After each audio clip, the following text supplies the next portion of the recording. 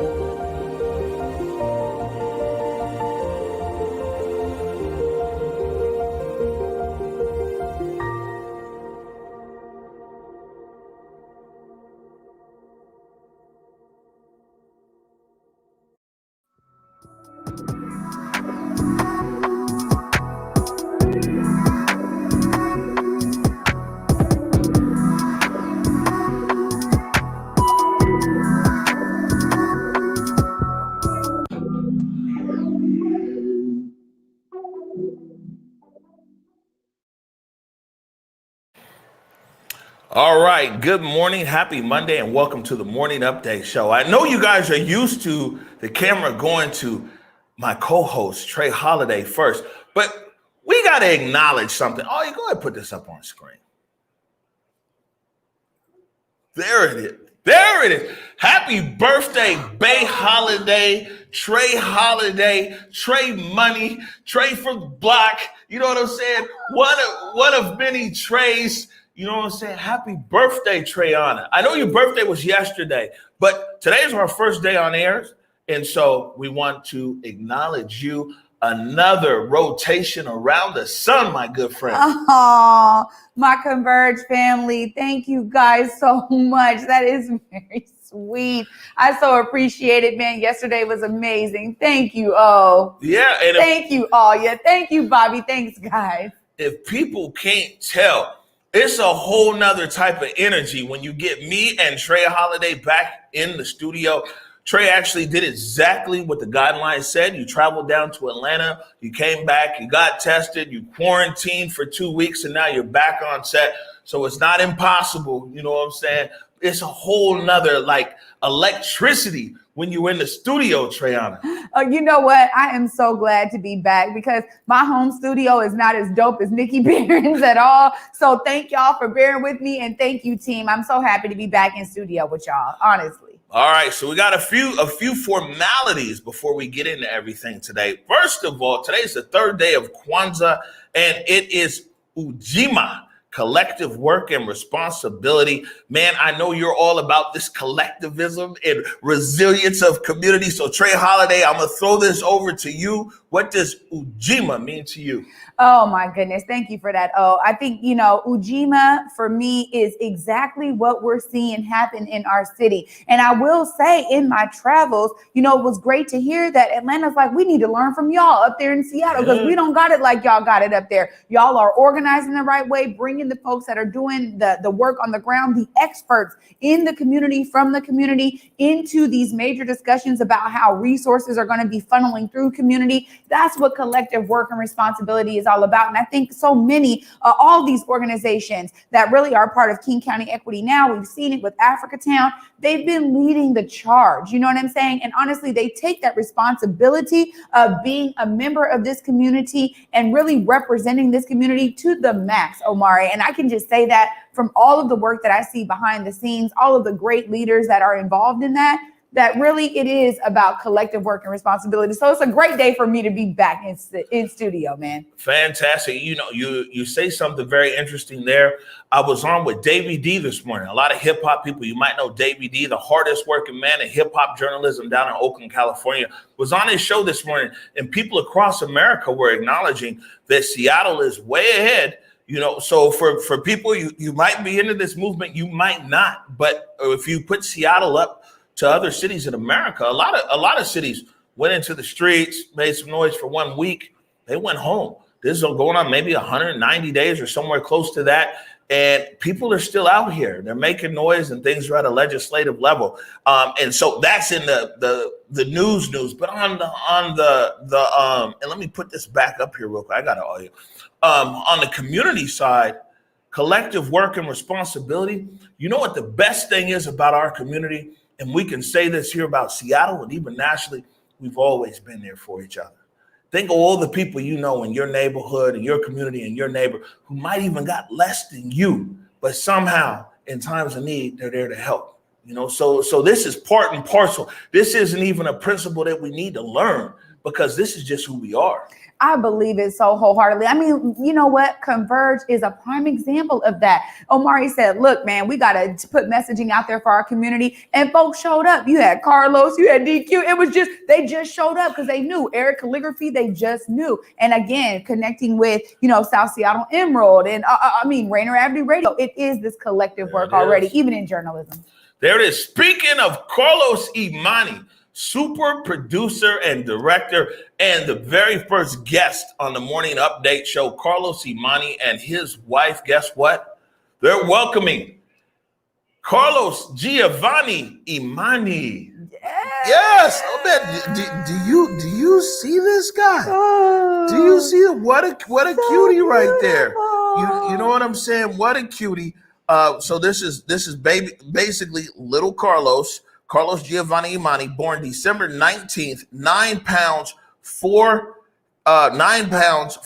ounces, 21 and a half inches. And as a mom, you know, that's a healthy baby. Yeah, definitely healthy, man. Shout out to Carlos, his wife. I mean, this is beautiful. And honestly, December 19th is my son's birthday, Johnny. So I was like, yeah, we got another one in the house. Yeah, man. So we got a new member of the Converge team. Congratulations to the Imanis for baby Carlos Giovanni. Man, you know, it's just positive news. And people might, I don't know what people going through out there, and we all been through something. And I just want to throw this in here, Trae Holiday, because it's very rare that people don't see either me or you on the Morning Update show. But, you know, last week it was overwhelming. We went over there and we went to the actual Mohai, and we saw into the museum, and we saw that in the Mohai there, they gave us a private viewing. There's Converge Media there in the Mohai. And there's a video actually that Nikki Barron put together. I hadn't seen the whole video, but it was overwhelming. Wow. It was over. And I'm not one to take a day, you know, I get tear gas. I'll be out there the next day. But I think the gravity of what we've been through in this city for the long term, but definitely in the short term of 2020, it just kind of all hit me that day. And I just had to take a day off, you know, and be in my thoughts and gather myself. It was a real emotional experience, you know, and thankfully Bobby Stills came and filled in for me. But it was something impactful. It meant who knew, we just showed up, never knew that we would be in a museum. And it was a real emotional experience. Again, I think in terms of the term of the day, collective work, that Mohai could respect that work of y'all being on the ground and bringing that footage to our city and beyond as we saw the explosion of the live stream. I mean, clearly such a great part of the history. And I'm just so glad that Converge is honored in that way because, again, Converge was on the ground. That was you, man. Man, speaking of honors, December 24th, I didn't even realize it because I didn't watch nothing. There was no news, just like off the radar, because I like this me. You get what I'm saying? And I'm one of those kind of people too, Trae Holiday, is that if I'm going through something, I keep going through it to get, you got to go through it to get to it. Yeah. So I'm one of those kind of people. If I'm having a bad day or something, I go through it and I let all my emotions out. People ask me what's wrong. I said everything. People ask me whatever. This is horrible because I know if I get through it, then I can press reset and I can just start a brand new day. And that's kind of like, I think even our viewers, everybody feels it. It's like, it's a lot of energy in here today. But I didn't see the news on the 24th or the 25th. But it turns out, Trae Holiday, that Converge Media and even myself, by the Seattle Times here, we were considered local heroes. Oh.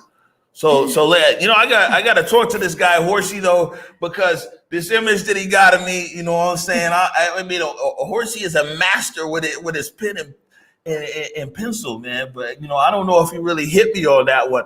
But we got honored by the Seattle Times as one of 20 local heroes.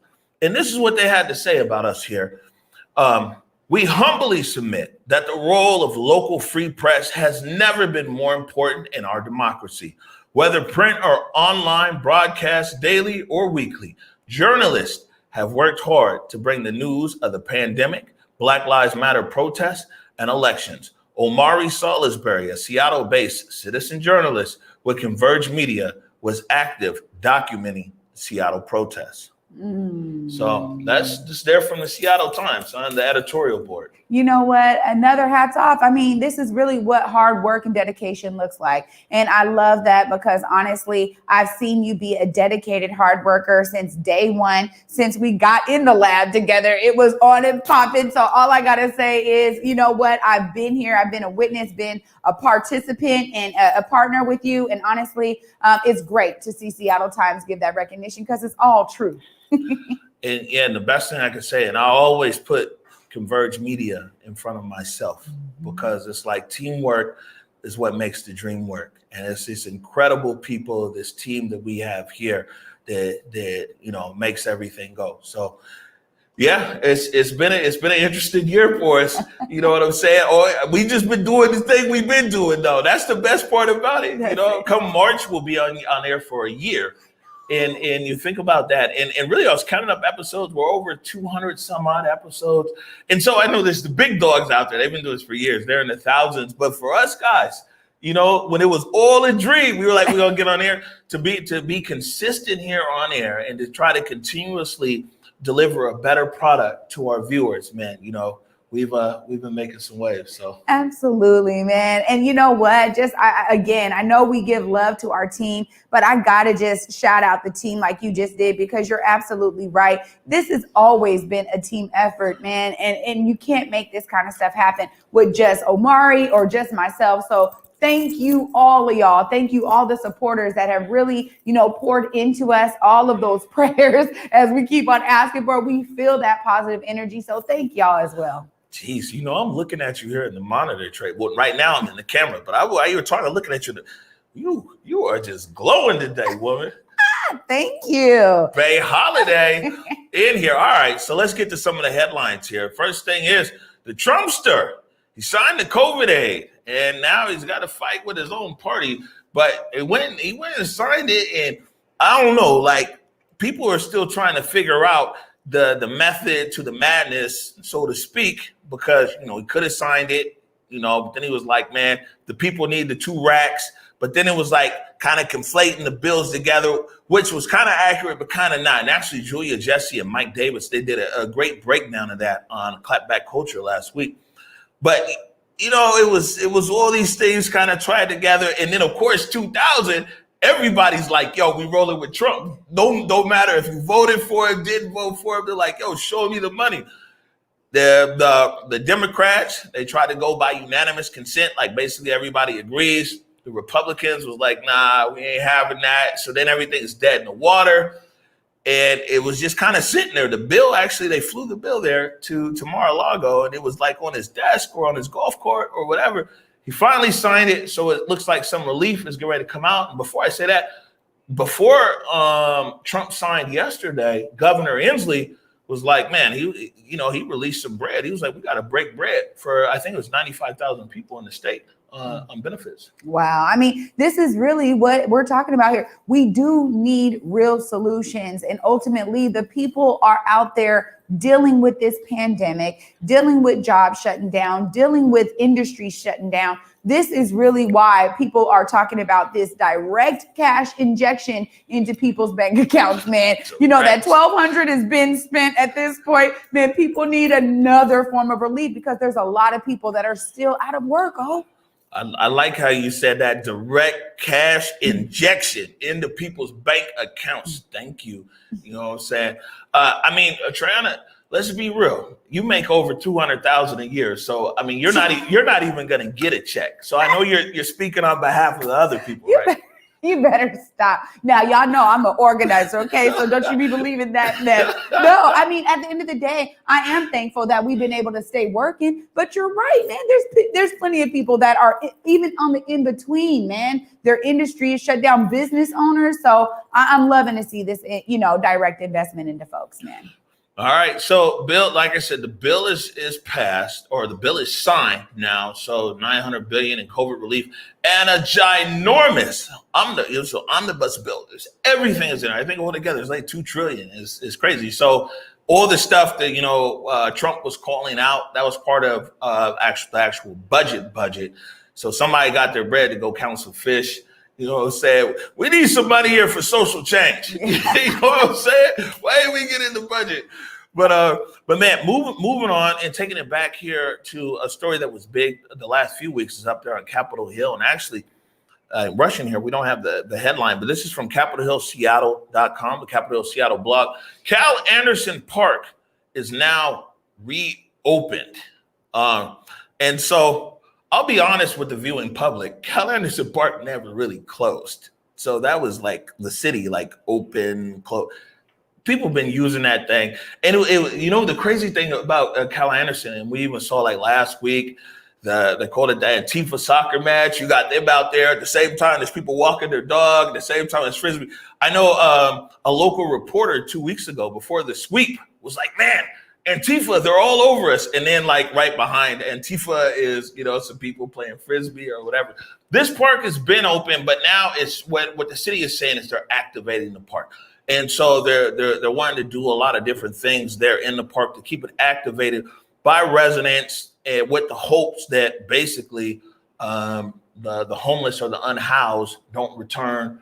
And also, that's been a meeting point for a lot of the protest groups. So the city is looking to keep this park, Cal Anderson Park, activated moving forward into the spring. Well, it's funny. I love the word activated because I guess it depends on who you are. If the park was ever not activated, it feels like Cal Anderson has been a hub of a lot of energy and a lot of organizing. And ultimately, the way that I've seen Cal Anderson, I'll be honest, it's felt very active the whole time. So, again, I think it depends on where you are. And maybe it's for the residents, right? For them to feel maybe more comfortable. We've heard, Justin over at Capitol Hill Seattle blog talking about how some of the residents were dealing with some of the encampments and things out there. But ultimately, I think if you're real, hey, that's your park. You pay taxes in that sector. You should be able to walk your dog or play Frisbee or do whatever you want to and really use the park as park space. I don't know that it means that other activity can't happen there. So I don't know. We'll see, yo. Yeah, well, the park is always, since June 1st, it's always been open for the right things.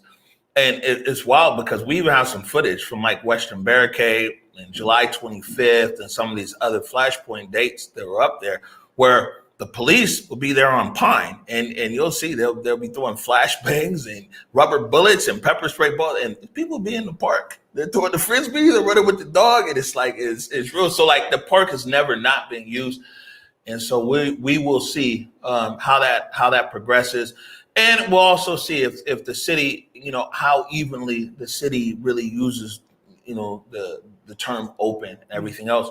Real quick, Trae Holiday. We got a lot of comments about this fish. Now, let me tell you something here.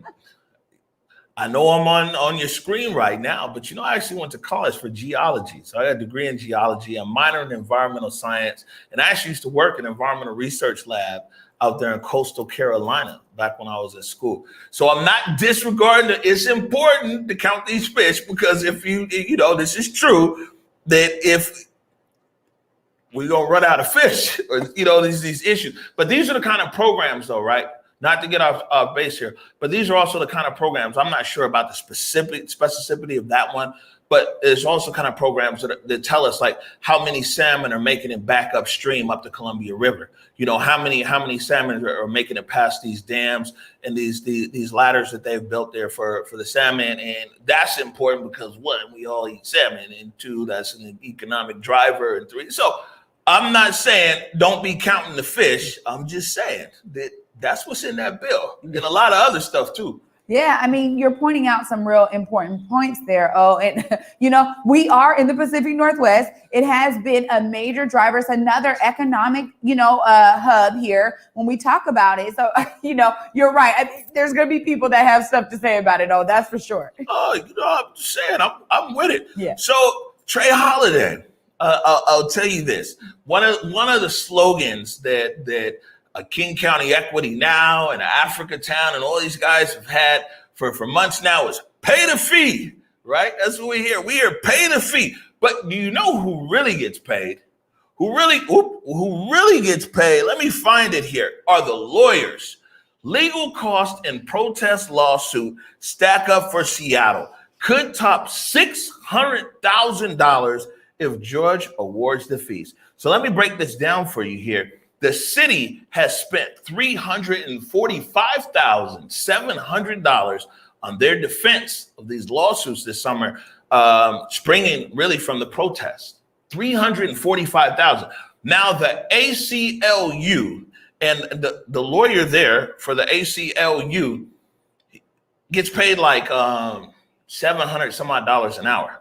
Like we in the wrong business. So the lawyer that represented Black Lives Matter and the ACLU in their lawsuit gets paid $700 an hour. They want $263,708. So the city has spent $345,700. The lawyer, David, somebody will put it in the comments for me. I forget the lawyer's name there. But just him alone charges $700 an hour. And then, there's the other lawyers, associate lawyers, paralegals, and everything else that they want $263,000. So that's 600 racks. Now, on top of that, though, Mayor Durkin wants to be the city council to pay her fees, which is $240,000. So now you're talking about like $840,000. And you got to remember that the city council voted to cover Shama Sawant's fees for her recall effort there. My friends, we might be looking at $1 million to the lawyers. And I guess everybody paid a fee. They need to get paid $1 million to the lawyers. And guess what? They sitting there struggling, trying to get everything together to put these homeless together up there at the park. Yeah, I mean, this is, when you talk about it in that way, this is exactly why it's important for the larger community to be informed about how money is spent. I love how we're talking about these numbers. I love that there's even an article written about this because, again, a lot of the time, these are the factors and assets and things that people are not aware of. So I love that you are putting that out there because you're right. We see a lot of money being spent in this city. We do. And when we talk about some of the issues that we still see on the ground, I mean, really, we're talking about economic relief for these business owners, all these businesses closing in downtown. Man, bro, I know there's lots of ways that money can be spent in this city. Let me tell you, the city has spent basically $600,000. I don't know if Judge Jones is going to give this lawyer for the ACLU and Black Lives Matter this $263,000. But you got to think $345,000 just against these suits. These suits have been brought by the ACLU. You got to remember there was original tear gas. They had an injunction there. Then they went to court. They got a ruling, and then they went back to court because of contempt. They're saying that there's lots of video they had to review. I'm glad I ain't part of those suits and everything else, but it's amazing. I wonder how much someone got paid per hour to watch Converge live streams to put it in the lawsuit. Right. Maybe they can donate that money to one of our favorite charities or something, because a lot of the Converge, it's there in the ruling. A lot of the Converge live stream is actually what was used in the case for these rulings, on several rulings. So maybe the law firm over there, out of this $263,708, if the judge grants it, man, we'd be mighty happy to direct you to a charity that you can make a donation to, especially since it was our live feed footage that you guys used there in court. We don't need the money. Well, we need money, but we don't want that money. But, I'm sure there's lots of organizations we could help direct that to. Yeah, there are plenty of groups on the ground that are working and that could utilize more resources. That's definitely true. Thank you again for uplifting that. Because I think that the opportunity to donate is always there. And it's somebody making, I'm sorry, 700, it's almost unheard. I'm like, huh? It's closer to 800 an hour. It's 738 or 783. But which is cool. Yeah, that's just what they charge you. But you know what I'm saying? It's the live streamers is what made the case. You sure they've got witness testimony and declarations, but it's the live streamers and them taking the live stream that made the case. Now, us as somebody who was live stream, we don't want that money. Mama said it's blood money. We don't want no court money. You know what I'm saying? I'm good. But you guys, the law firm here, David, I gotta look for his name. If the city gives you, it finds in your favor for $263,708. Don't worry, we're going to email you today with a list of organizations that you guys can donate part of this to, especially since it was live streamer video that you guys used in court. It would be great. We're going to find some organizations that you guys can donate to if the court finds in your favor for $250,000 in lawyer fees. Yeah, I love it.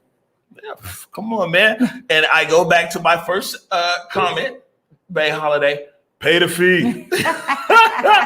Pay the fee. Man, it's so good to have you and Seth here today. I'm just like, man, the energy is right. So I want to talk about something real important here. And this is it's kind of crazy when we talk about the vaccine and we talk about Black people. We talk about us. And I got 3 segments here, and I'm not really kind of doing it for us. When I say us, it's us people, Black people in the community. We get a lot of people who watch our show because they want to learn. They want to know, why are people thinking this? Why are the community feeling that? Not that we represent all Black people or all whatever, but, it's our point of view on things. So I wanted to kind of go through a few things here, right? So first, this is kind of dope. Powerful visual plays role in doctor's decision to be among early vaccinations. So this is Dr. Courtney Gilliam out there at Children's Hospital. And you can actually read more about this at the SouthSeattleEmerald.com. And the first one to get vaccinated, Black woman. And it was intentional. It was very intentional. Hey, you know what? These are people that are having issues, X, Y, and Z. The biggest disparities. COVID's killing Black people at twice the rate of white people. Some of everything else. So it was let's be intentional, and we kind of see those things happening to where let's show Black people getting the vaccine, right? Because they're trying everybody. It's just fact. What's happened with Black people and the medical establishment coming from government level all the way down. So this was well intended for Children's Hospital. But then over in Indiana, you get this Black doctor who's an internist, a Black doctor who died because of treatment in the hospital. And before she died, she made several posts on Facebook talking about the racist treatment that she was getting there at the hospital. An Indiana hospital is promising a full review of the treatment of a black doctor who died from coronavirus just days before Christmas. She is Dr. Susan Moore, a Michigan native. She went viral for her video complaining of racist medical care.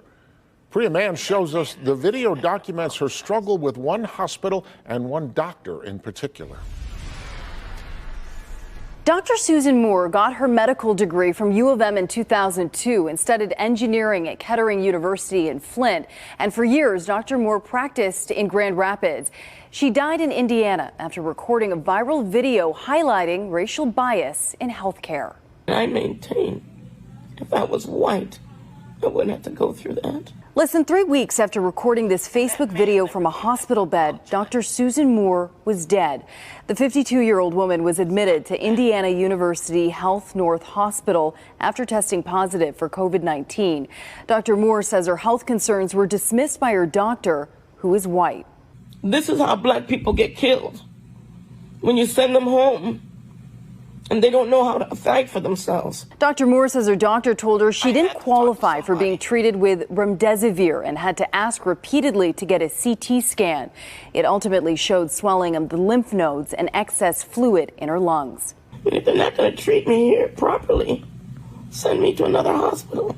Dr. Moore was eventually released, but only for 12 hours. As her condition deteriorated, she was admitted to another hospital, but died from complications due to COVID just days before Christmas. That is not how you treat patients. Period. The president and CEO of Indiana University Health released a statement saying in part, like many others, I've watched the video of Dr. Susan Moore that she posted from her bed at our hospital. I'm deeply saddened by her death. I'm even more saddened by the experience she described. At the end of the day, I'm left with the image of a distressed patient who was a member of her own profession. This tragedy will not become a statistic in the COVID-19 crisis, and it will serve as a marker of material improvements for patients of color. Bay Holiday. You know, this is one of the things that I just want to say about this. If it wasn't for her making the video, we wouldn't even know really about this right now. And so I just want to highlight that there's a lot of treatment that does not come up to the surface. There's a lot of things that people experience in the medical fields when it comes to being a Black person, those are the global majority. I am so glad that this is now bubbled up to the surface with this woman having the courage to make this video so that we can understand some of those disparities and really change them. Period, point blank. It's time for change, yo. Right. And so like I said, we like to educate our audience with the resources that we have. Not a lot, but we try to educate. And what was crazy is clapback culture on Thursday with Mike Davis and Julia Jesse. The Mike Davis, and we'll play the clip here, talked about the Surgeon General wanting LeBron James to be one of the first ones for the vaccine. And it's a lot of pushback because of things just like this. And when Mike Davis says, it's like, man, you guys need to talk about changing the actual system. I mean, look at this. This is a doctor. So a lot of times we say, well, Black people go to the hospital, and we talked about the empathy gap with Dr. Mook and Nikki. If you could put the doctor's name who we had on here not too long ago, who gave an exceptional breakdown on some of these disparities and just in the medical field. Like, Black people are not going to the hospital. They're not going, and this is a doctor, and people didn't take her at her word. It was like, oh, she must be a drug addict. She was this and that. What chances does a regular person stand in that hospital? And this is the university hospital system there in Indiana. And so I bring that up because Mike Davis, when he was on with Julia Jesse, he talked about the Surgeon General wanting LeBron James to take the vaccine, and talked about the push for Black celebrities to take the vaccine. If you could play that for us, I got now. For as far as the Surgeon General, Brother Jerome Adams, I get your strategy. I really, really do. But I think that what would be more effective than trying to get celebrities to lead Black folks by example in getting vaccinated, I think a better thing for you to do would be to address the racism in the U.S. healthcare system. Maybe if Black folks were able to trust doctors, Black folks would be out here getting vaccinated. Maybe if Black women didn't die at the highest rate during childbirth, maybe if we didn't always have so many stories of Black folks going to the hospital with pain and being ignored because white doctors believe that Black people have a higher pain threshold. Maybe if Black folks have more access to healthcare and we didn't live in a country that tied your healthcare to your job, and we had access to medicine, because, I know a lot of Black folks that use hospitals as a last resort. People get hurt. Don't call that ambulance. I can't afford that. People get sick. I ain't going to the doctor. I don't got no money for them people. Yeah. That's how we feel about the medical industry. You want Black people to get vaccinated. How about you address that instead of trying to trot out a celebrity to try to trick us into it? How about you remove the racism from your system? How about that? I remember they were just telling LeBron James to shut up and dribble. Now they're trying to tell him to shut up and take the vaccine. Come on, man. Miss me with that, brother. I can't even believe it's a Black Surgeon General that was tone deaf enough to step out here and put his face on this. That's ridiculous to me. So, it's not about celebrities. It's not about influence. It's about the medical industry in itself. It's not even about Tuskegee. There's been so much racism in the hospitals since then. That's the reason why Black folks don't trust your vaccine, because we don't trust your whole industry. And you haven't given us reason to trust you. So that's what I would say to all that. Well, welcome to the show, Mike Davis. It took you a while to get here, but I'm glad you're here, brother. We should have talked about this first. All I say is this. He is absolutely right. Man, I love clapback culture because those guys be on point. First and foremost, when we're talking about empathy gaps, we had a midwife who was on here and she was a doula. And she was literally talking about this, that there is a rise in Black women becoming doulas specifically because of this empathy gap, specifically because of the disparities that are really experienced when it comes to childbirth and when it comes to Black women being the mother who is birthing that child. Now, I will say, when you talk about utilizing celebrities in this way, 100%, I agree with Mike Davis.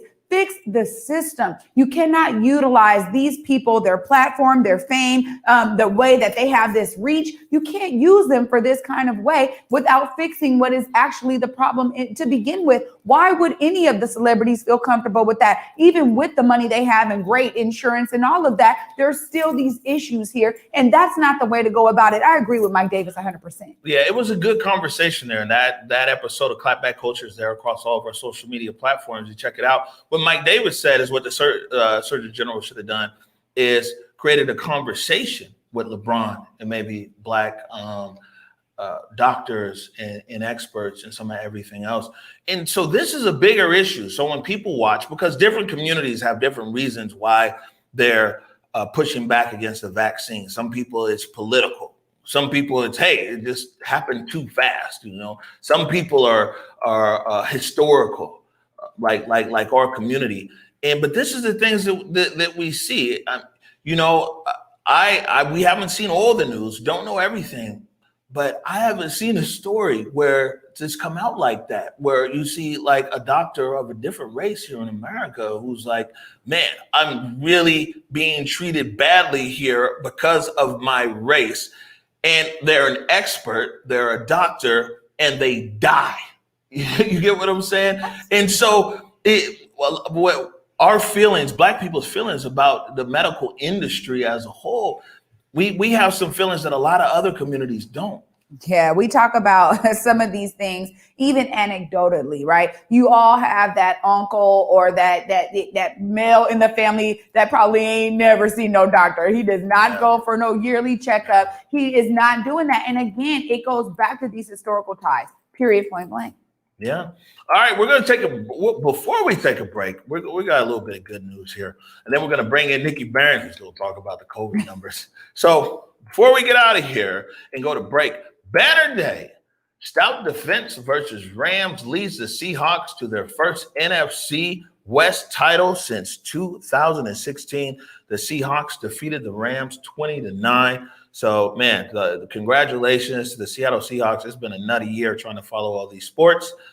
People can read more about this story there at the Seattle Times. So congratulations, Seattle Seahawks. Yeah, I gotta say, man, because all I know is toward the first part of the game, my dad was like, man, these Hawks, people were feeling it. So I love that they pulled through, man. Beautiful game. I'm glad they pulled it in. All right, fantastic. We're going to take a short break right now. When we come back, we have producer Nikki Barron with the coronavirus update. You're watching the Morning Update Show. My parents coming over here as refugees meant that they didn't really have anything when they came to America. Having reliable healthcare and having a reliable doctor was really important. Cộng đồng của tôi, trạm y tế của tôi. 我的社区，我的诊所。Mi comunidad, mi clínica. بلشدة هي بقارها. My community, my clinic.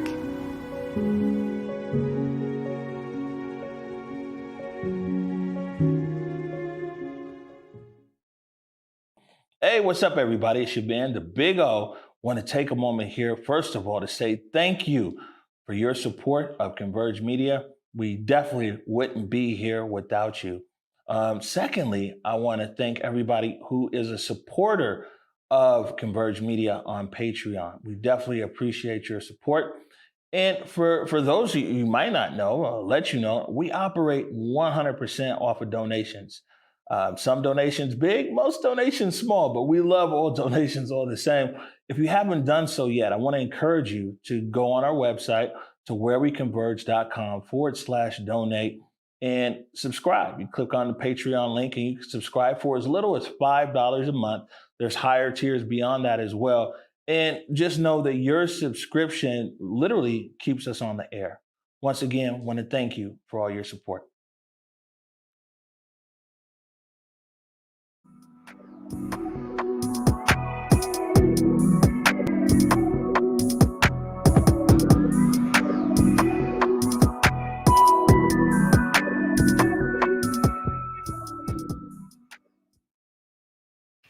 All right, welcome back to the Morning Update Show.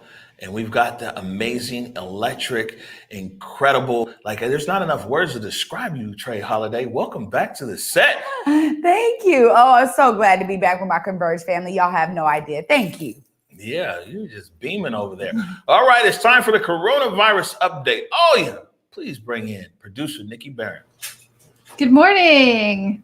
Good morning, Nikki. I mean, we're chipper over here. If you can't tell, it's like the energy is there. And I know it's never good news with COVID, but we said a few weeks ago, we're going to deliver the good news and the bad news, but we're going to stay positive. That being said, what do you have for us today, Nikki Barron? Yeah, so today's numbers, our confirmed cases have risen to 227,795. Our probable cases are at 8,924. Hospitalizations rose to 14,096, with deaths in Washington up to 3,184. And we'll get more accurate case numbers later on today around 4:30 because they don't report over the weekend. And nationally, they're predicting that we're going to hit that 500,000 deaths from COVID right after the Christmas holiday, New Year holiday stretch coming up here. So I wanted to show this graph to show you guys kind of where we're at. So if you remember in March, we had those really heavy lockdowns. And look where the cases were then. We were freaking out at daily case numbers that were, under 1,000. Now we're hitting over 4,000 on some days. And yet we're seeing a less than serious response from the citizens. So remember where we were in March. We are 4 or 5 times that as far as daily case numbers go. And we need to make sure that we're taking that seriously, especially because this next number, which is our goal to keep our percent of adult staffed acute care beds occupied by patients, aka how many beds we have for severe COVID cases, needs to be under 80% as far as capacity goes. And we're solidly over that at 82%, with a prediction for that to rise, especially because, as you can see on this chart I just popped up here, remember we were all stressed out about the number of people who traveled for Thanksgiving. Well, we doubled that number here for the Christmas holiday, doing the biggest numbers of travel days that we've actually seen all year long. Wow. So real quick, Nikki, because I had a question or two for you, but I got to throw this up here real quick. Hope Nikki had a good birthday. You're still getting love. You know what I'm saying? Yeah, I had a wonderful birthday. My boyfriend, Chris, he actually planned. I didn't know. I woke up to an entire day. That's why you didn't see me on my birthday. An entire day of surprises from the moment I woke up to the moment I went to sleep. He made it really super special. So it was a really lovely birthday. Thank you for asking. All right. You deserve it. You deserve it. So when you're talking about these hospitalizations that are going up, and we see no, we're not meeting anything on any objectives. Do you know, like, what is that looking like though in local hospitals? Do you have any idea of, I know Eastern Washington, they're kind of slammed over here, but when you're talking about a possible other surge coming up, that looks like our local hospital here, they might jump into, well, at least well above 80%. Right. I'm not sure. Let me check what King County numbers are for that. I'm not sure exactly for Seattle. I just have the statewide number from what is officially reported. But we can definitely cover that number tonight when we do our COVID update show. Well, I have a question too, because we did see that trend with the Thanksgiving travel. And then it feels like, those numbers around COVID spike a little bit after. What are we thinking in terms of this trend? Because Christmas just happened. Well, is this something we're going to be seeing over the next week or two? I mean, were those numbers increased, Nikki? Yeah, we'll definitely see an increase in numbers. Experts are predicting nationwide that we'll hit that record of 500,000 deaths from COVID, making this the worst year of fatalities for Americans in history. So more than wars, more than 9/11. We're going to be with the rest of this year panning out with COVID. We'll be seeing a new record here. So yeah, we will see those numbers continue to increase. Wow. All right, Nikki Barron. Well, first of all, thank you. And for everybody out there, we do have the coronavirus update show tonight at 6:15. Oh, I got that number for you. Oh, it's actually for King County, we are at 83.7% for hospital readiness. So we are worse than the statewide average. Right. And I'm sure because of the hospitals here, when you have a hospital like Harborview and University of Washington, that even some of the people who are in hospitals here in King County, that their case didn't originate in King County. Some people might have come here from other parts of the state as well. Right. Yeah. And I have a friend actually I spoke to last night, and she told me she's a nurse, and she told me that she's averaging 60 hours a week in the emergency room. And she said she had 7 COVID positive patients in one set back to back, like 7, and that's just her reality right now. Right. Now, before we let you go, Nikki, and we're going to let you go here on a high note. I know that you wanted to say thank you for all the people that tuned in to your Christmas live stream. You were able to raise some money for local artists. Yeah, so we were able to raise $3,000, and the way we went into it was we told every artist we're just going to split it evenly between everybody who contributes to the live stream. So we were able to give everybody who contributed a little over $100 to make their Christmases bright, hopefully. And we had solid viewing numbers. So I appreciate everybody who tuned in. We're planning on maybe doing another one in February, maybe another holiday stream for the Valentine's Day folks. Fantastic. Well, you can catch me and Nikki Barron tonight at 6:15 p.m. for the coronavirus update show. Thank you, Nikki. Thank you. We're going to take a short break right now. When we come back, we're going to be talking about a historically Black college or university, St. Augustine's down there in Raleighwood, North Carolina, and how they're bucking the trend. They actually have a cycling club. You're watching the Morning Update Show. Hey, what's up, everybody? It's your man, the Big O. Want to take a moment here, first of all, to say thank you for your support of Converge Media. We definitely wouldn't be here without you. Secondly, I want to thank everybody who is a supporter of Converge Media on Patreon. We definitely appreciate your support. And for those of you who might not know, I'll let you know, we operate 100% off of donations. Some donations big, most donations small, but we love all donations all the same.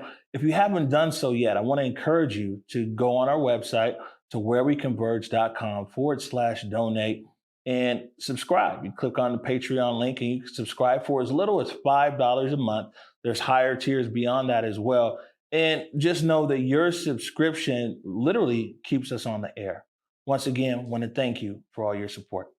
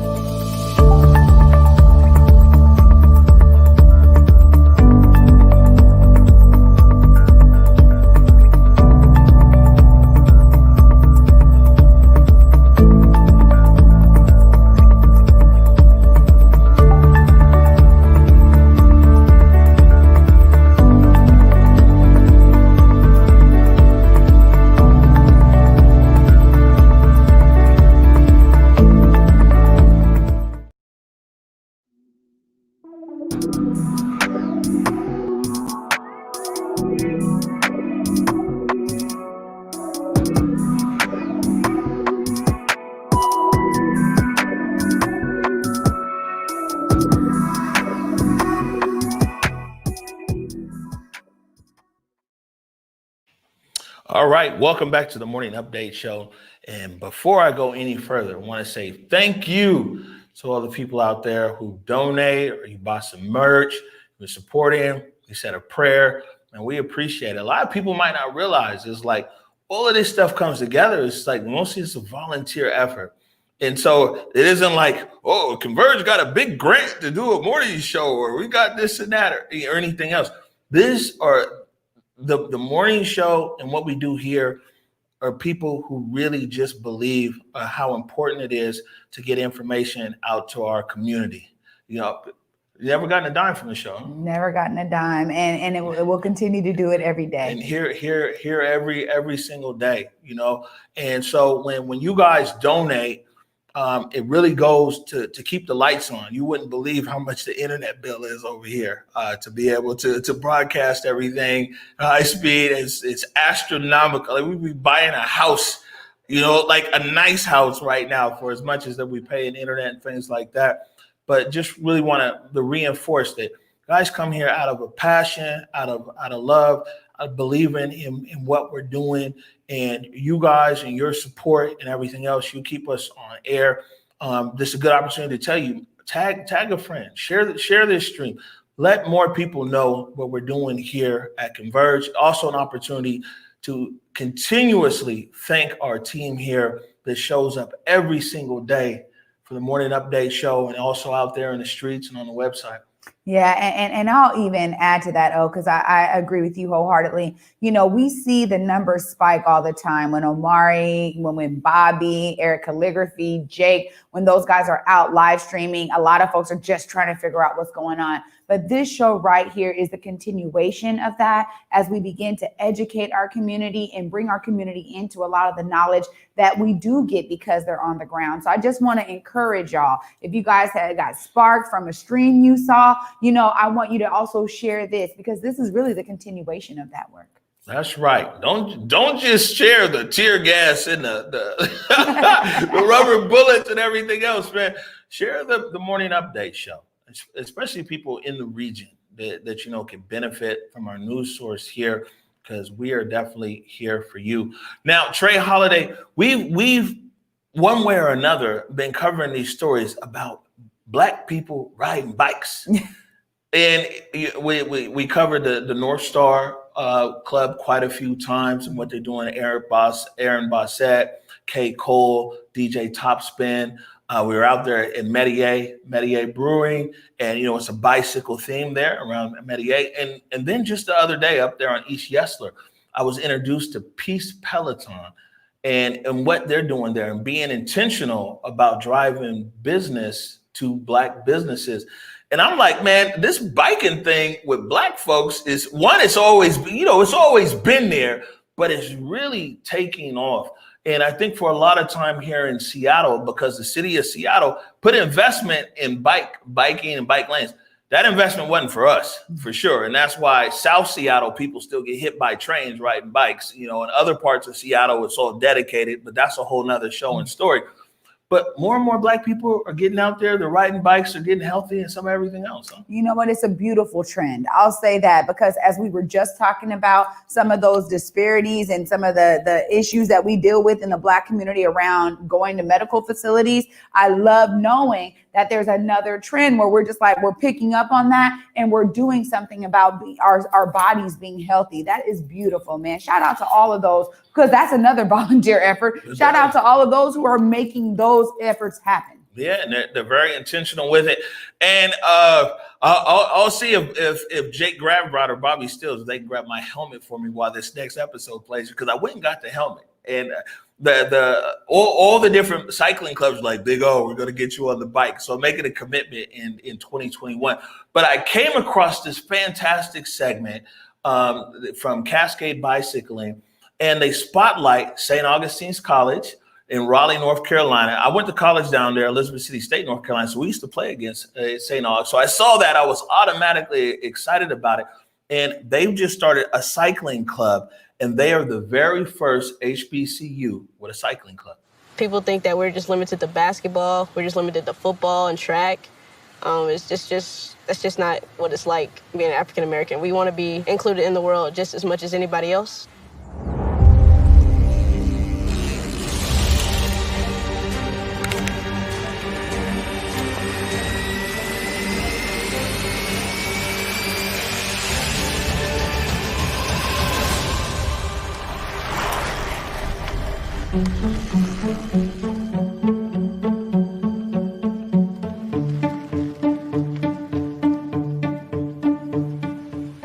St. Augustine's University was founded in 1867 by the Episcopal Church. HBCUs primarily taught and educated Blacks.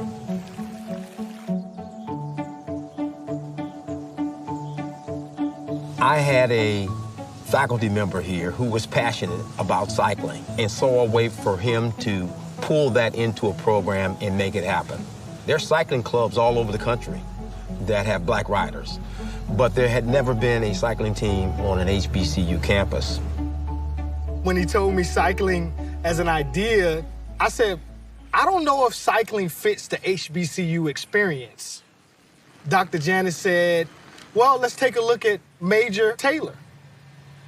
Major Taylor was an African-American cyclist, world record holder, and world champion back in the late 1800s. And so when I looked at the history of Major Taylor, I said, oh man, this fits. This is it. This is perfect. Like, we can connect the history of HBCUs with the history of Major Taylor. We quickly found out that there were no other HBCU teams in the country. So that's when we knew we had to do it. You couldn't make any assumptions. I mean, we literally were teaching basic balance and cornering, shifting, all those things that we as cyclists take for granted, we couldn't take for granted.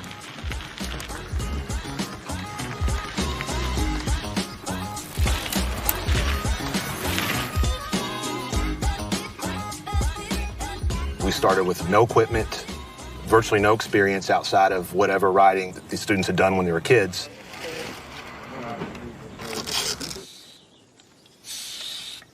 First thing to start practice, and you guys could do this as I'm talking for a minute here, is just go through and continue doing your bike checks. Make sure your wheels spin evenly, make sure your brakes work, make sure your headsets aren't loose. You've got to clamp the front wheel between your legs and make sure nothing's loose. I have clips on the bottom of my shoes. It's the first time I've ever knew what clips were, and trying to click onto your pedal. Training is actually pretty difficult. I don't think people understand that when it comes to cycling, like, it's not just about pedaling. It's kind of tough, I'm not gonna lie. I already knew how to ride a bike, but the bikes that we have, the wheels are skinnier and the handlebars are a little tighter. There was a lot of things that we had to learn how to corner, which gear to use.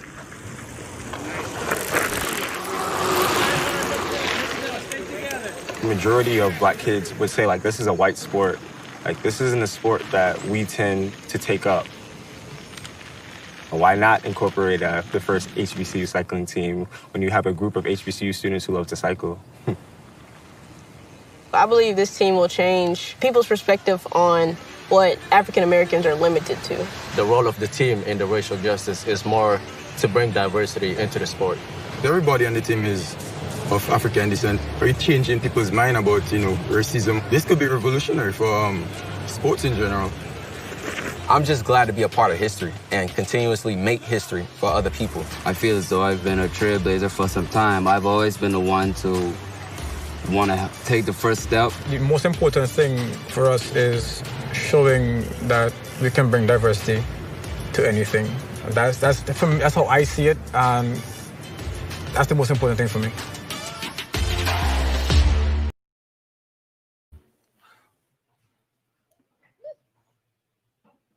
I don't know how I look, Trae.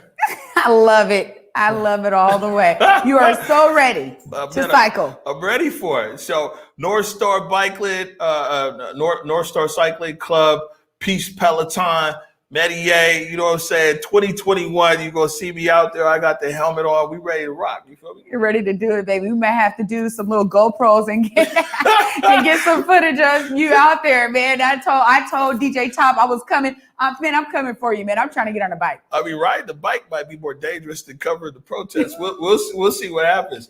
Before we get out of here, any last words? You know what? Make it a great week, y'all. I mean, this is always that in-between week, right? So just make it a great week. I know this energy that I'm feeling today, we just want to bring it to y'all. We hope y'all are feeling it as well. Man, as they say, man, keep that same energy. Keep that same energy. Again, so thankful to you, our viewers, our supporters, man. Just know, like, man, we feel the love. We feel it. And we're trying to get that energy right back to you. Tonight, 6:15 p.m., Coronavirus Update Show with producer Nikki Barron. Until tomorrow at 11 a.m. Peace.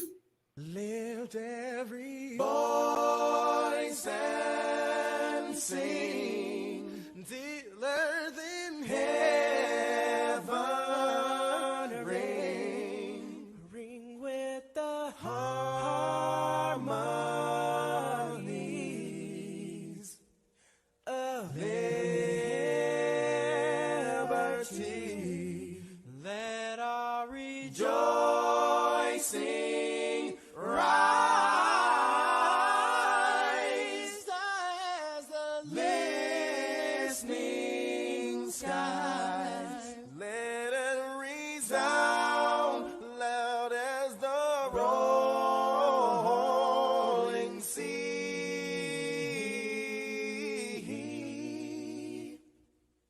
Sing a song full of the faith that the dark past has taught us. Sing a song full of the hope that the present has brought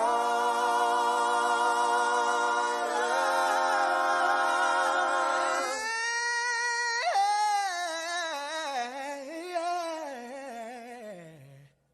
Facing the rising sun.